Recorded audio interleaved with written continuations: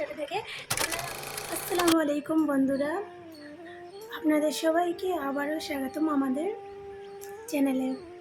So আপনারা সবাই কেমন আছেন? আই হোপ আপনারা সবাই ভালো আছেন। ইনশাআল্লাহ আপনাদের সবার দোয়ায় আল্লাহর রহমতে আমরা এবং আমাদের ফ্যামিলির সবাই ভালো আছে। আজ হচ্ছে 8 রোজা, রমজানের 7টা রোজা অলরেডি চলে গেছে। দেখতে দেখতে আজ 8টা রোজাও চলে যাচ্ছে। এখন বাজে হচ্ছে প্রায় দুটো বেজে গেছে। নামাজ পড়ে এসে বসেছি।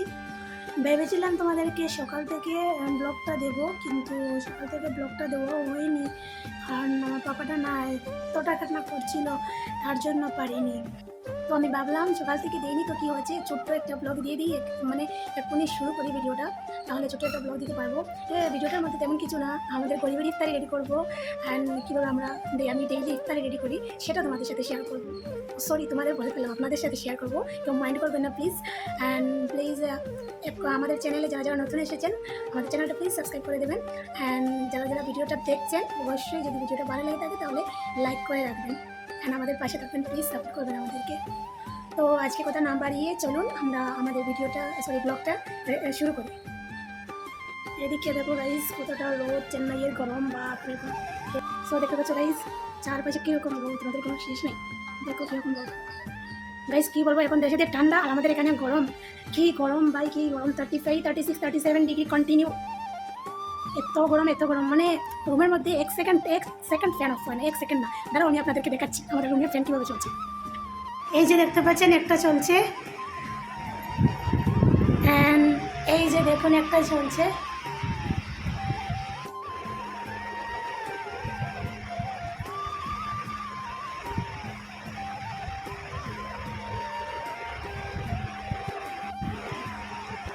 ফ্যান এদিকে ফাঁকা রুমটাতে দেখুন, ফাঁকা রুমটাতেও ফ্যান চলছে।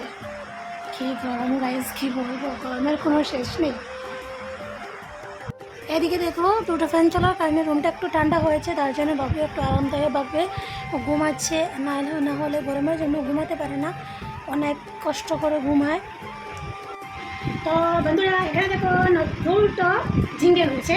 তো এখন বর্তমানে আমাদের ঘরে কোনো সবজি নেই, হাজব্যান্ড অফিস থেকে আসছেন, আসার সময় নিয়ে আসবেন। এখানে দুটো ঝিঙ্গে রয়েছে, ভাবলাম ঝিঙ্গেটা রইলে তো নষ্ট হয়ে যাবে, এটা দিয়ে কী বানাই, তারপর বললাম একটা ভাজি করে নেই। আর কষাগুলো কী করবো চিন্তা করে ভেবে বলছি আপনাদের, তার আগে আমি কাটিয়ে দেবো।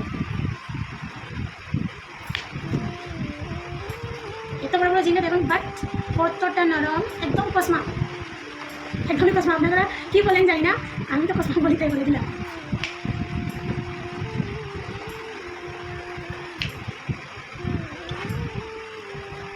বাবা বাবা বাবা, এদিকে দেখো আমার পাপাটা উঠে গেছে। এই দেখো কী করছে, কীভাবে দেখছে আমাকে। বাবা বাবা, জিশান জিশান কুটি, ও জিশান কুটি।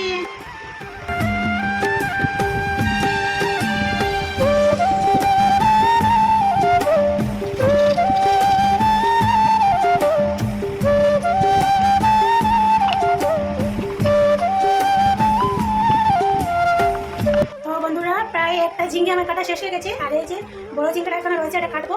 তো এই যে দেখো এদিকে গাইস দেখো আমার বাবুটা পাল্টি মেরে দিয়েছে, ও না নতুন এরকম পাল্টি মেরে শিখেছে, পেট গলা দেওয়া শিখেছে নতুন। আমার খুব ভালো লাগছে এটা দেখে। আপনারা আমার বাবুর জন্য অনেক বেশি দোয়া করবেন। বাবু ও না নতুন পাল্টি মারতে শিখেছে, পেট গলা দিতে শিখেছে, বাট ওর মাথাটা বাড়ি, তার জন্য হয়তো মাথাটা কন্ট্রোল করতে পারে না, এরকম পালাচ্ছে, চিৎকার করছে দেখুন। আমি হঠাৎ লক্ষ্য করলাম ও পাল্টি খাচ্ছে, আমরা আপনাদের সাথে একটু শেয়ার করে দিই। আয়ো আয়ো আয়ো আয়ো আয়ো মা, উরে বাবা এনা মা দে, হ্যাঁ সিরিকি পাতিয়া আয়ো।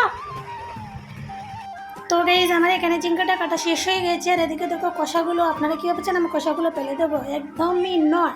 ঝিঙ্গের এই কষাগুলো দিয়ে আজকে আমি দারুণ একটা ভর্তা রেসিপি তৈরি করব, আর সেটাই আপনাদের সাথে শেয়ার করব। সো আপনারা ভিডিওটা স্কিপ না করে দেখতে থাকুন আমি কীরকম ভর্তা রেসিপি বানাই। তো এদিকে দেখো হাজব্যান্ড চলে এসেছেন, আর চলে আসার সময় পাপার জন্য ডাইপার নিয়ে এসেছেন। ডাইপারটা এক্সেল সাইজের আমি আনিয়েছি পাপার জন্য। প্রথমে আমি এস সাইজের লাগাতাম, তারপরে এম সাইজ কিনে এনেছি, তারপরে দেখছি একটু বড় ছোটো হয়ে যাচ্ছে, তারপরে এনেছি লং সাইজ। এখন লং সাইজ পাইনি, তার জন্য এক্সেল নিয়ে এসেছেন।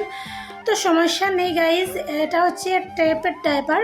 আপনারা আপনাদের বাচ্চাদেরকে কী ডাইপার ইউজ করেন, টেপেটা পেন্টি কোনটা ইউজ করেন আমার ভিডিওর কমেন্ট বক্সে অবশ্যই জানাবেন।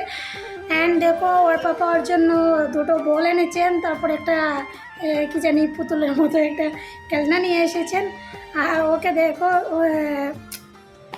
ও পেট গলা দিয়ে শুয়েছিল, ওকে উঠিয়ে একটু ওকে নিয়ে মজা করছিলেন। এটা দিয়ে লাগিয়ে দিচ্ছেন, কি সুন্দর ও কীভাবে এটাকে ফলো করছে আপনারা দেখতে পাচ্ছেন।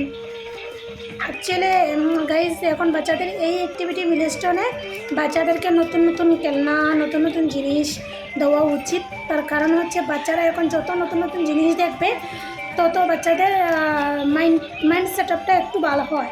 কিন্তু আপনারা দেখবেন যে নতুন নতুন জিনিস এনে দেবেন যেটা যেন পরিষ্কার হয়। যেহেতু বাচ্চারা হাত দিয়ে ধরে মুখে দিয়ে দেয়, তার জন্য এই সময় বাচ্চারা যে কোনো জিনিস হাতে নেওয়ার পরেই মুখে ঢুকিয়ে দেয়, বিশেষত এটা খেয়াল রাখবেন। তো দেখো আমার বাবুটা কীরকমভাবে এটা ধরার চেষ্টা করছে, ফলো করছে, সামনের দিকে আগানোর চেষ্টা করছে কিন্তু আগাতে পারছে না। সো এটা কীভাবে চালু করে আমি আপনাদেরকে দেখিয়ে দিলাম। অ্যাকচুয়ালি কি কিউট না এই খেলনাটা, কি কিউট লাগছে দেখতে, জানি না ওটার নাম কি।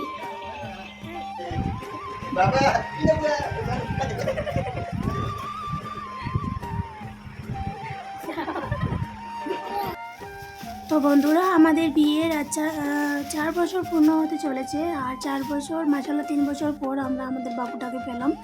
আর বাবুটাকে পেয়ে আমরা অনেক খুশি মাশাআল্লাহ। আপনারা হয়তো ভাববেন যে ছেলে পেয়ে অনেক খুশি, কিন্তু এটা না। আমরা চাইছিলাম যে আমাদের একটা মেয়ে হোক বা আমার ইচ্ছে ছিল মেয়ে হোক, আর ওর পাপার ইচ্ছে ছিল মেয়ে হোক, কিন্তু আল্লাহ যেহেতু পছন্দ করে দিয়েছেন আমাদের ছেলে, বাট আমাদের কোনো চয়েস ছিল না যে আমরা মেয়ে নেব বা মেয়ে পাবো ছেলে পাবো, এরকম কোনো চয়েস ছিল না। বাট আল্লাহ যেটা পছন্দ করেন, আল্লাহ যেটা ভালো ভেবেছেন সেটাই দিয়েছেন। আর আমাদের কাছে আমাদের বাবুটা আল্লাহর দেওয়া সবচেয়ে বড় উপহার। আর আমরা আমাদের এই উপহারটিকে সারা জীবন যতদিন বাঁচবো ভালোভাবে যত্ন করে বড় করব, অ্যান্ড যত্ন করে মানুষ করার চেষ্টা করব, আল্লাহর পথে চালানোর চেষ্টা করব।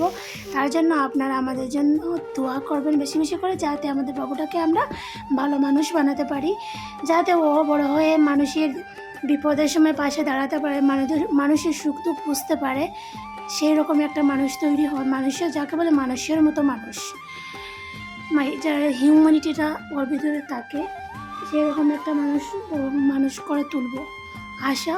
আই হোপ যদি আমি বেঁচে থাকি আমার বাবুকে আমি মানুষ করতে পারবো ইনশাল্লাহ। আপনাদের দোয়া এবং আল্লাহর দয়া থাকলে আমি অবশ্যই পারবো। অ্যান্ড গাইজ কী বলবো, আমার বাবুর তো আজকে প্রায় 4.5 মাস হয়ে গেছে। 4.5 মাসের মধ্যে একদিনও যায়নি যে আমার বাবুকে আমি প্যান্টি ডাইপার পরিয়েছি।